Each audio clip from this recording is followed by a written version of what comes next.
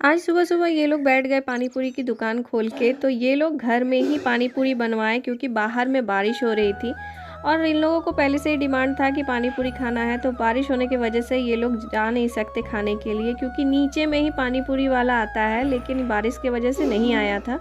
तो यहाँ पे घर में जो रेडीमेड पानी पूरी होता है ना, उसी को बना दी थी मैं। तो ये देखिए दोनों भाई बैठकर खा रहे हैं और अभी हम लोग तैयार हो गए थे दोपहर के खाना खाने के बाद घर जाने के लिए, लेकिन ये बारिश छूटने का नाम ही नहीं ले रही थी। तो हम लोग दोनों माँ बेटे ना बालकनी में बैठकर इंतज़ार कर रहे थे कि कब बारिश छूटेगी। तो ये है छोटा सा बालकनी जहाँ पे पापा ने बहुत सारे फूल पौधे लगाकर रखे हुए हैं और ये देखिए ये छोटा सा एक फिश पॉन्ड टाइप का बनाया है मेरा भाई, जिसमें सारी मछलियाँ हैं। देखने में बहुत ही अच्छा लगता है और इस महाराज को देख लीजिए, जहाँ पर रहता है बदमाशी करना शुरू कर देता है।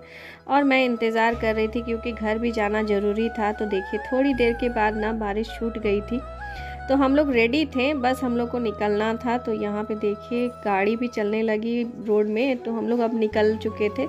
तो नीचे उतरते ही दोनों भाई पता नहीं किधर चले गए, क्योंकि मेरे बेटे को घर जाने का बिल्कुल मन नहीं है। वो सुबह से ही टाल रहा था कि आज मत जाओ मम्मी, आज मत जाओ। तो नीचे उतरते ही ये लोग चले गए थे दुकान। तो यहाँ पे देखिए मेरे भाई ने इन लोगों को लाया पकड़ के और ये देखिए काफ़ी सारा कुछ लेकर आया था महाराज, और पापा इसके पीछे पीछे में थे, तो पापा ही इन लोगों को खरीद कर दिए थे। तो ये अभी डिक्की में घुसा रहा था सारा का सारा सामान। मैं 2 दिनों के लिए आई थी, इसीलिए ज़्यादा कपड़े नहीं लाई थी, एक नाइटी और बस एक सूट ही पहन कर आई थी, क्योंकि मम्मी की साड़ी हो जाती है ना, की ब्लाउज़ मुझे फिटिंग आती है। तो यहाँ देखिए मैं घर निकल चुकी थी और रास्ते में ना बारिश होने लगी, तो हम लोग एक होटल में घुस गए। तो यहाँ पे घुसते ही गोलू को लग गई थी भूख, तो यहाँ पे ना वो चाट खा रहा था। उसके बाद फिर हम लोग निकल चुके थे। तो थोड़ी देर जाते ही फिर से बारिश शुरू हो गई और देख सकते हैं हम लोग पूरा भीग गए थे।